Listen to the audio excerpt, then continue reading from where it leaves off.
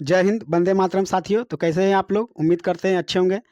चलिए, आप लोगों का फिर से स्वागत है हमारे channel self study with Kundan में। हम लोग वैदिक सभ्यता को पढ़ रहे थे और वैदिक सभ्यता में हम लोग देख रहे थे कि आर्यों का भौगोलिक स्थिति, ठीक है, कि आर्यों का भौगोलिक स्थिति क्या है, ठीक है। अब उसी को हम लोग कंटिन्यू आगे करेंगे। और पिछले क्लास में अगर देखा जाए तो भौगोलिक स्थिति में थोड़ा सा अगर रिवीजन कर लिया जाए तो देखिए, पिछले क्लास में हमने बताया था कि आर्यों को पर्वत, पहाड़, पठार, नदी, ये सब के बारे में जानकारी थी। समतल भूमि के बारे में पता था, मरुभूमि के बारे में पता था, मरुस्थल के बारे में पता था। यानी उनको कहाँ पे रहना है जहाँ उनके जीवन अच्छा से व्यतीत हो सके, ये सब उनको अच्छी तरह से पता था। वहीं अगर बात की जाए तो देखिए, पिछले क्लास में हम आपको बताए थे कि नदियों का जिक्र इसमें था, जिसमें गंगा का मात्र एक बार जिक्र था, यमुना का 3 बार था। और ठीक है, और इसमें चलिए अब हम आगे इसका बात करते हैं। यानी हम लोग देख रहे हैं क्या, कि आर्यों का भौगोलिक स्थिति क्या देख रहे हैं। आर्यों का आर्यों का भौगोलिक भौगोलिक स्थिति, ठीक है। और इसमें देखिए, इसके आगे जहाँ तक पढ़ा दिए थे उसके आगे हम, ठीक है ना, इस वीडियो में रखेंगे। और इसमें देखिए कि सरस्वती नदी को नदेतमा, देवेतमा और मदेतमा कहा गया है। यानी सरस्वती नदी को आपको, सरस्वती नदी को क्या कहा गया है? नदीतमा, देवीतमा, नदीतेमा, ठीक है ना, नदीतमा, देवीतमा और मदेतमा।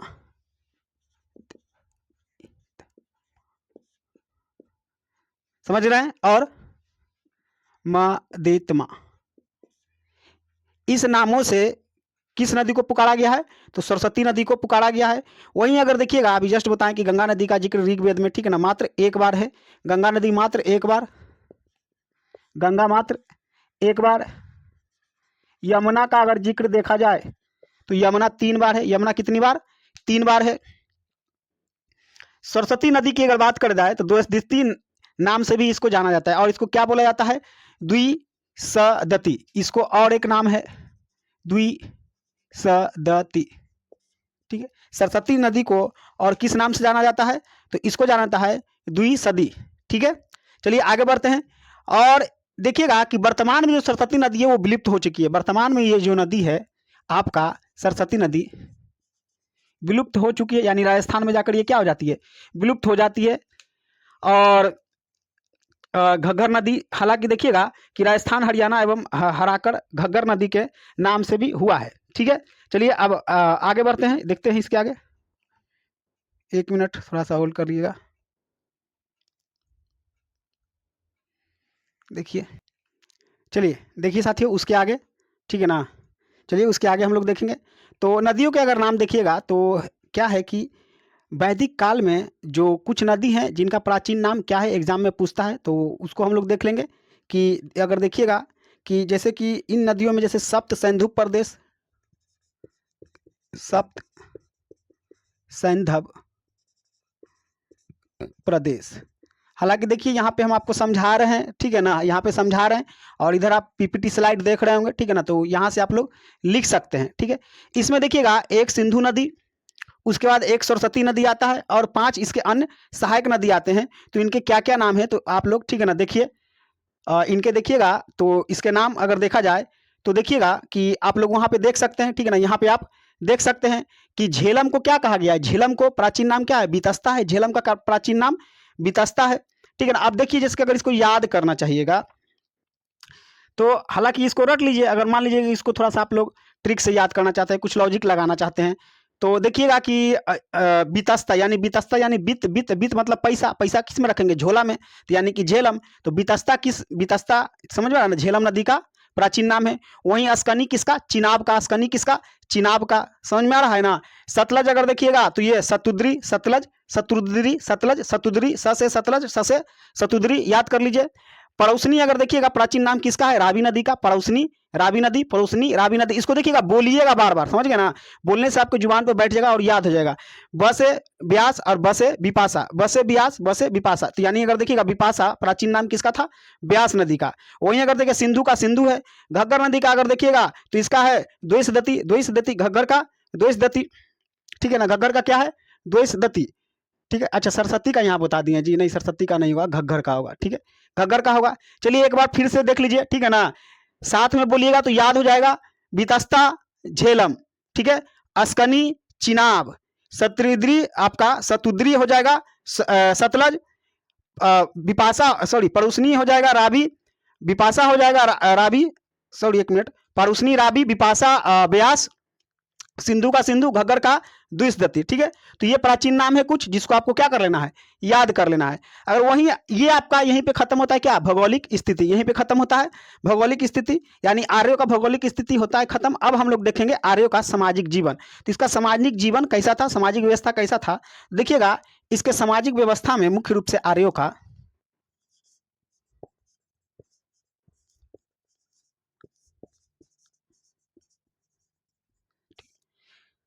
तो इसके देखिए इसके सामाजिक व्यवस्था में हम लोग क्या क्या पढ़ेंगे। तो इसके सामाजिक व्यवस्था में हम लोग देखेंगे कि यहाँ के समाज कैसे थे, ठीक है ना, यहाँ की मतलब कि क्या यहाँ पे धर्म था, क्या जात था, मतलब जात मतलब कि उसमें वर्ण था, तो वर्ण व्यवस्था क्या था।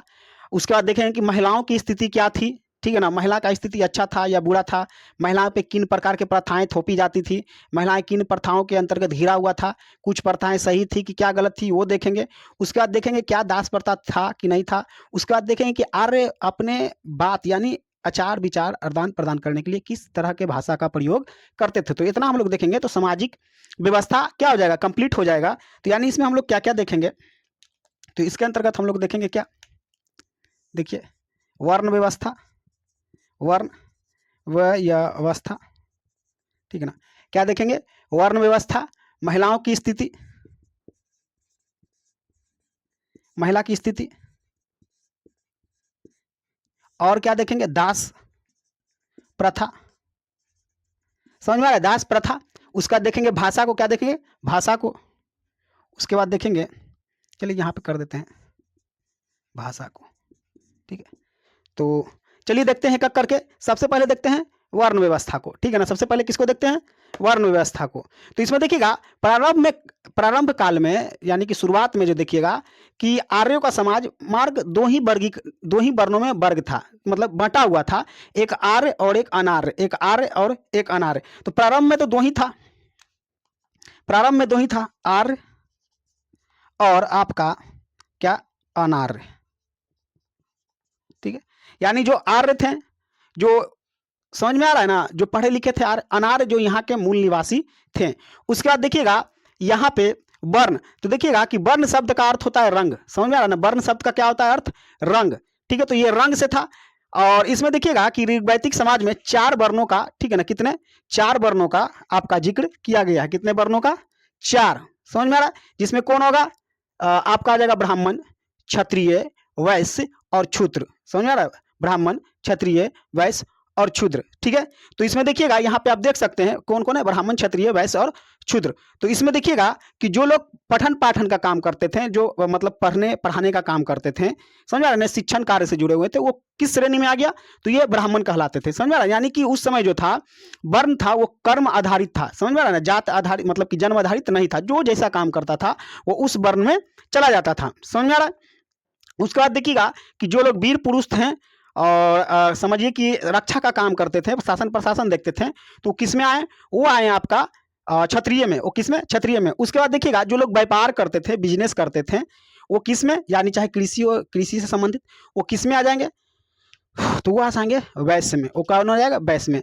वहीं अगर देखिएगा इन तीनों कैटेगरी, इन तीनों वर्णों का जो देखभाल करता था, यानी इन तीनों वर्णों का जो काम करता था, निम्न कार्यों को करता था, साफ सफाई में लगा हुआ था, ये निम्न वर्ग कहलाते थे, यानी कि ये शूद्र थे, समझ में आ रहा है, ये क्या थे, शूद्र थे। तो यानी कि अभी जस्ट हम आपको क्या बोल रहे हैं, अभी जस्ट बोल रहे हैं आपको कि उस समय जो था वो कर्म आधारित था, यानी कि जन्म आधारित नहीं था। इसका मतलब ये हुआ कि अगर एक घर में, ठीक है ना, 4 पुरुष हैं एक ही परिवार में, अगर एक पढ़ा लिखाई का काम कर रहा है तो वो ब्राह्मण कहलाएगा, एक अगर वीर पुरुष है, वीर पुरुष से लड़ता पड़ता, मतलब लड़ाई झगड़ा करता होगा, रक्षा से संबंधित होगा, प्रशासन करता होगा, तो क्षत्रिय हो जाएगा। वहीं अगर कोई उसी घर में एक व्यक्ति होगा जो व्यापार करता होगा, कृषि या कुछ भी, तो वो वैश्य कहला जाएगा।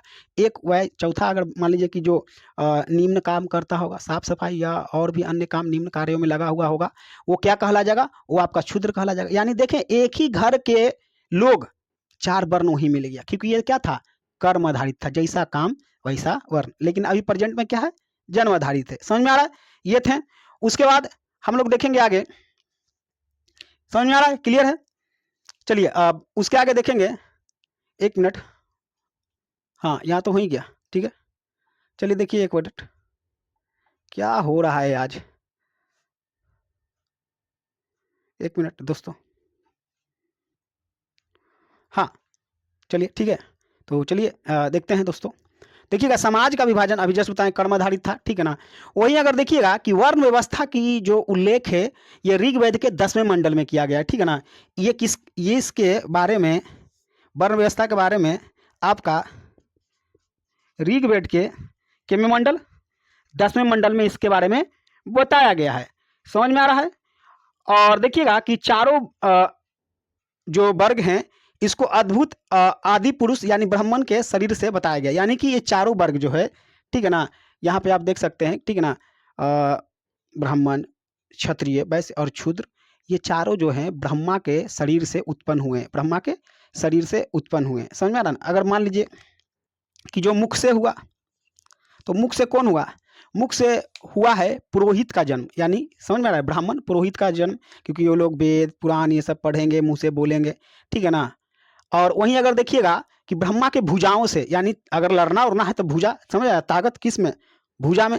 तो ब्रह्मा के भुजाओं से जन्म हुआ है क्षत्रिय का, जो लोग लड़ाई वगैरह करेंगे। समझ में आ रहा है कि नहीं? व्यापार करने के लिए क्या होगा? इधर उधर भाग दौड़ करना होगा, बिजनेस करने के लिए। समझ में आ रहा है कि नहीं? तो जिसका जांघ मजबूत रहेगा, समझ में आ रहा है कि नहीं, जो भाग दौड़ करेगा, तो यानी जंघा से किसका? वैश्य का, व्यापार करने का, ठीक है। और वहीं देखिएगा कि जो लोग निम्न कार्य में लगे हुए रहेंगे, उसका पैर हमेशा गंदा टाइप का मतलब रहेगा। पैर यानी कि पैर, तो यानी कि शूद्र का जो जन्म हुआ है ब्रह्मा के पैर से हुआ है, ब्रह्मा के पैर से हुआ है। एक बार फिर से समझिए, ठीक है ना। मुख से, ब्रह्मा के मुख से पुरोहित यानी कि ब्राह्मण का जन्म ऐसा बताया गया है। भुजाओं से क्षत्रिय का, समझ में आ रहा है कि नहीं, जंघा से वैश्य का, और सबसे पैर, सबसे निचला हिस्सा यानी पैर का, पैर से, तो उसमें शूद्र का हुआ है। समझ में आ रहा है? किसका हुआ है? शूद्र का हुआ है। तो ये था आपका, ठीक है, वर्ण व्यवस्था। अब हम लोग देखेंगे महिलाओं की स्थिति। किसका देखेंगे? महिलाओं की स्थिति कैसी थी। तो देखिएगा, इसमें महिलाओं की स्थिति अगर देखा जाए, उस समय समाज अगर देखा जाए, तो अगर देखिएगा सिंधु जो सभ्यता था, उसमें हम लोग देखे थे कि समाज क्या था?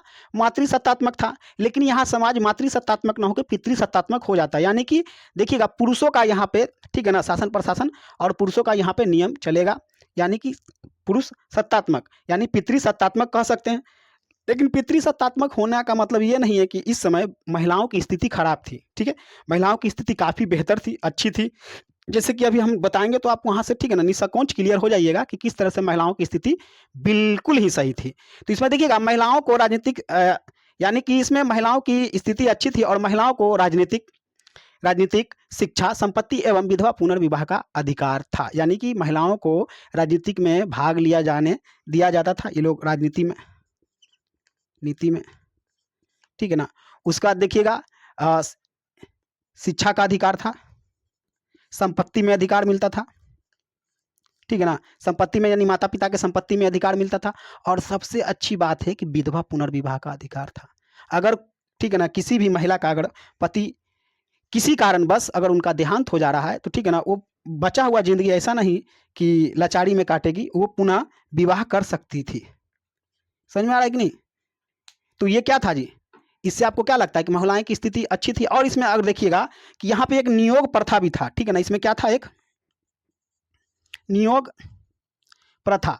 तो समझिए नियोग प्रथा क्या होता है, ठीक है ना। समझिए नियोग प्रथा क्या होता है कि ये प्रथा वैसा है, अगर मान लीजिए किसी भी महिला का जो पति है, वो अगर देख लीजिए कि मृत्यु हो गया उसकी पति का, या मान लीजिए उसके पति कहीं दूर देश चले गए हैं और वापस लौटने की कोई भी संभावना नहीं है, तो वैसे स्थिति में वो महिला अपने, मतलब अगर उनका कोई अगर भाई हो उसके पति का, तो उससे विवाह कर सकती है, अगर न लौटने की स्थिति में उनके पति को।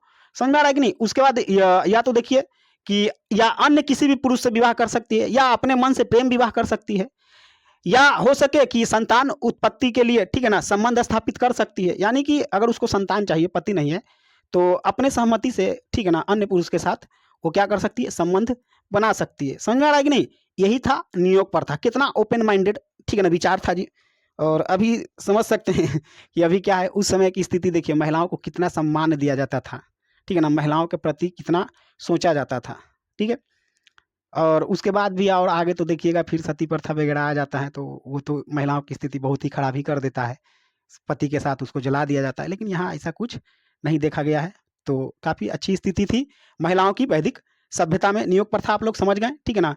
और इसी में देखिएगा कि इस काल में, ठीक है, यानी कि इस काल में कुछ प्रथाएं जो प्रचलन में नहीं थी, ठीक है।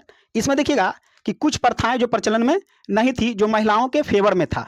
जैसे कि समझ सकते हैं कि बाल विवाह यहाँ पे नहीं था, ठीक है ना। क्या था? बाल विवाह नहीं था। बाल विवाह अच्छी बात है ना जी, कम उम्र में शादी यहाँ नहीं होता था। उसका देखिए सती प्रथा का यहाँ पे कोई भी जिक्र, यानी कि कोई अभी तक ऐसा प्रमाण नहीं मिला है। पर्दा प्रथा भी नहीं था कि महिलाएं एक पर्दा में छिप के रह रही है, ठीक है ना, नुक के रह रही है, तो पर्दा प्रथा भी नहीं था। समझ में आ रहा है? ये प्रथाएं मुख्य रूप से उस समय नहीं थी। अब बताओ जी, महिलाओं का स्थिति अभी आप लोग खुद बताएं, आप लोग जानिएगा, तो खुद सोचिए कि महिलाओं की स्थिति कैसा है। महिलाओं की स्थिति काफ़ी बेहतर थी। उसके बाद ये तो प्रथा नहीं थी, लेकिन कुछ प्रथा थी, तो वो प्रथाएं आप लोग खुद डिसाइड करिए, महिलाओं के फेवर में जाएगा या उसके फेवर में नहीं जाएगा। तो कुछ प्रथाएं जैसे थी कि शिक्षा का अधिकार, तो महिलाओं को शिक्षा का अधिकार पाना, ये भी एक प्रथा था, तो बहुत अच्छा था। उसका देखिएगा विधवा पुनर्विवाह भी बताए दिए कि प्रथा थी, तो ये भी बहुत अच्छा था। समझ में आ रहा ना? उपनयन संस्कार, उपनयन संस्कार, ठीक है ना। क्या था? उपनयन संस्कार, उपनयन संस्कार। देखिए आपको पता है संस्कार 16 संस्कार होते हैं, समझ में आ रहा है ना। अंतिम वाला जो होता है, जिसको इंसान की मृत्यु हो जाता है, उसके बाद कहते हैं अंतिम संस्कार। लेकिन इस बीच में एक आता है, ठीक है ना, जिसको बोलते हैं उपनयन संस्कार। तो इस उपनयन संस्कार में होता क्या है कि महिलाओं को, ठीक है ना, शिक्षा प्रारंभ करने समय, ठीक है ना, जो संस्कार होता है, यानी कि मान लीजिए पहली बार जब महिला शिक्षा प्रारंभ करेगी, तो उस समय जो संस्कार होता है वो क्या कहलाता है? उपनयन संस्कार, ठीक है ना। उसके बाद देखिएगा कि इस समय उपहार, समझ में आ रहा ना, यानी कि इसमें देखा जाए कि नियोग प्रथा बता दिए अभी जस्ट कि नियोग प्रथा, ये प्रथाएं थी, तो ये तो महिलाएं के फेवर में थी। उपहार में वस्तुएं, यानी कि अगर उस समय देखिएगा शादी ब्याह में वस्तु देने का, ठीक है ना, प्रथा था। अभी भी देखिए वस्तु देना जो है वो एक तरह से अनिवार्य कर दिया गया है, तो वो दहेज बन गया, डॉरी सिस्टम, यानी कि दहेज में चला गया, दहेज प्रथा में। लेकिन उस समय ऐसा नहीं था, मांगा नहीं जाता था, प्रेशर नहीं किया जाता था, ठीक है ना।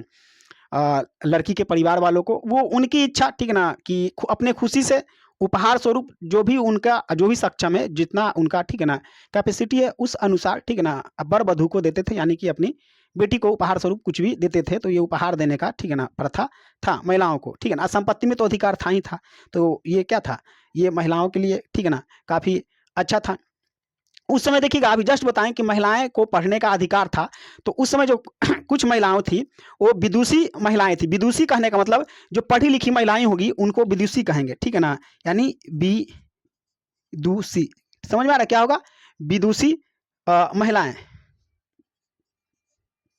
जो विद्वान महिलाएं होंगी, ठीक है ना, उसको क्या कहेंगे? विदुषी महिलाएं, ठीक है। तो इसमें अगर देखिएगा कि ये विदुषी महिलाएं क्या करती थी कि इन्होंने वेदों के ऋचाओं को लिखा, ठीक है ना, वेदों के ऋचाओं को लिखा।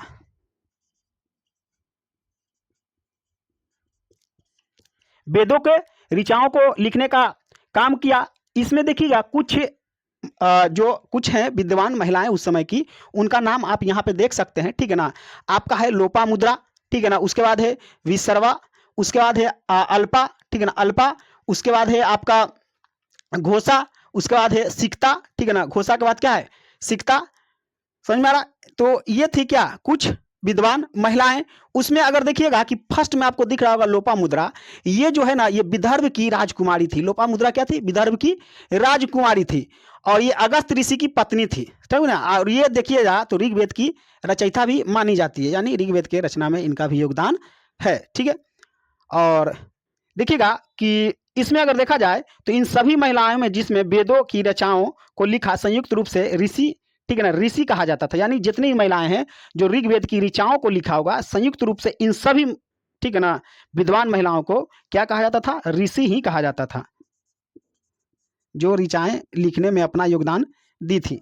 ठीक है, तो देखिए ये आपका महिलाओं का स्थिति भी आप देख लिए, ठीक है ना, कि महिला का स्थिति क्या था, अभी सामाजिक व्यवस्था ही आप पढ़ रहे हैं। उसके बाद इसी में देखिएगा आप क्या, ये दास प्रथा, ठीक है ना, कि दास प्रथा कैसा था। तो देखिएगा उस समय दास प्रथा का तो प्रचलन था, ठीक है ना, दास प्रथा का प्रचलन था। और इसमें देखिएगा दास जो है पुरुष और महिला दोनों प्रकार की होती थी, यानी कि दास ऐसा नहीं कि सिर्फ पुरुष था, महिलाएं भी दास होती थी, आर्य और अनार्य भी दास होते थे। मुख्य रूप से इन दासों को रखा इसलिए जाता था घरेलू कार्य के लिए, ठीक है ना, जैसे घरेलू कार्य, घर का जो कार्य करने के लिए, समझ आ रहा ना, अगर मान लीजिए जानवर गाय वगैरह अगर रखा हुआ है, ठीक है ना, तो इसके देखभाल के लिए भी, ठीक है ना, रखा जाता था। और भाषा की अगर बात करें तो लोग मुख्य रूप से संस्कृत भाषा का इस्तेमाल करते थे, ठीक है, यानी अगर देखा जाए तो पूरे संसार में सबसे प्राचीनतम भाषा क्या है, संस्कृत है। क्या हो जाएगा, संस्कृत हो जाएगा, ठीक है ना, सर्वाधिक प्रचलित भी कह सकते हैं, सर्वाधिक प्राचीन भाषा संस्कृत। ठीक है, तो ये आपका हो गया क्या, सामाजिक व्यवस्था। ठीक है, ये हो गया आपका सामाजिक व्यवस्था।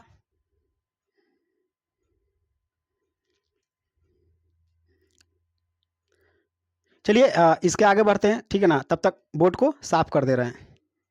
ठीक है, यानी अब हम लोग पढ़ेंगे क्या, राजनीतिक व्यवस्था।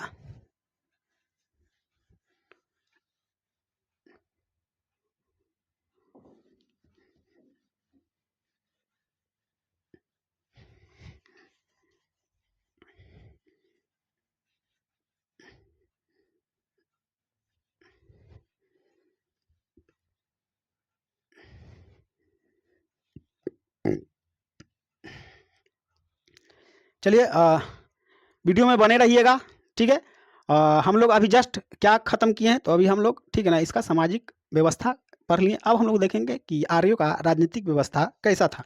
ठीक है, तो चलिए बढ़ते देखते हैं राजनीतिक व्यवस्था।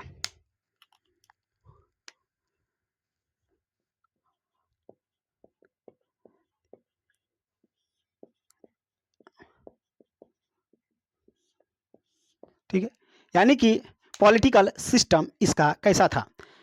तो देखिए आर्य अपने देश को राष्ट्र कहकर पुकारता था, ठीक है ना, आर्य अपने देश को क्या कहकर पुकारता था, तो ये अपने देश को राष्ट्र कहकर पुकारता था। क्लियर। और इसमें देखिएगा कि अपने राष्ट्र में, ठीक है ना, को 5 इकाइयों में बांटा था। कितने इकाई में, 5 इकाई में। तो आप यहाँ पे देख सकते हैं, ठीक है ना, पहला क्या है, राष्ट्र है, तो राष्ट्र को बांटा गया था जन में, जन को बांटा गया विष में, विष को बांटा गया ग्राम में, और ग्राम को बांटा गया कुल में, यानी कि कुल में। अब यानी नीचे से समझिए, तो देखिए कुल मतलब क्या होता है, परिवार। तो देखिए बहुत सारे कुल को मिलाकर क्या बनेगा, ग्राम बनेगा, ठीक है ना, एक गांव बनेगा। तो एक गांव में देखिएगा बहुत सारा परिवार रहेगा, ठीक है, तो बहुत सारा कुल मिलाकर, यानी कि परिवार मिलाकर एक ग्राम बनेगा। बहुत सारे ग्राम मिलाकर 20 बनेगा, और बहुत सारे 20 मिलाकर जन बनेगा, समझ में आ रहा ना, और बहुत सारे जन मिलाकर एक राष्ट्र का निर्माण होगा। ठीक है, वही अगर देखिएगा कि राष्ट्र का जो प्रमुख होता है उसको राजन कहते हैं, यानी कि पूरा एक राष्ट्र, यानी ठीक है ना, कि क्या होगा, कि राजा होगा, राजा ही प्रमुख होगा। उसका देखिएगा कि जन, तो जन उसके नीचे आएगा, तो देख सकते हैं जन का जो प्रमुख होगा वो जनपति कहलाएगा, यानी क्या कहलाएगा, जनपति।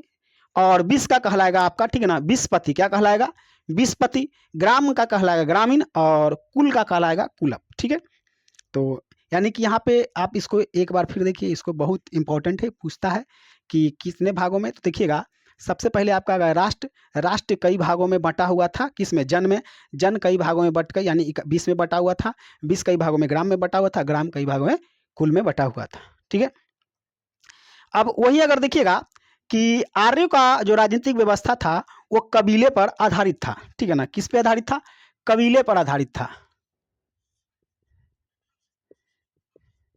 यानी कबीलाई राजनीति थी, समझा ना, कबीलों में बटा हुआ था। और इसमें देखिएगा कि इसमें सर्वोत्तम शक्तिशाली कौन होता था, राजा का पद। इसमें ऐसे भी देखिएगा, राष्ट्र में राजा है तो सर्वोच्च शक्ति, सबसे ज़्यादा शक्ति कौन होता था, राजा के पास। आ रहा है समझ में, किसके पास, राजा के पास। और जो राजा था वो अनुवांशिक नहीं होता था। अनुवांशिक कहने का मतलब है कि ऐसा नहीं था कि अगर कोई राजा है तो उसका बेटा ही राजा बन रहा है, फिर उसी परिवार का, फिर उसी परिवार का, ऐसा नहीं। तो वहाँ ठीक है ना, जो राजा का पद था अनुवांशिक नहीं था। ये क्या था, अनुवांशिक नहीं था। समझ में, अनुवांशिक नहीं था, ठीक है, अनुवांशिक नहीं था।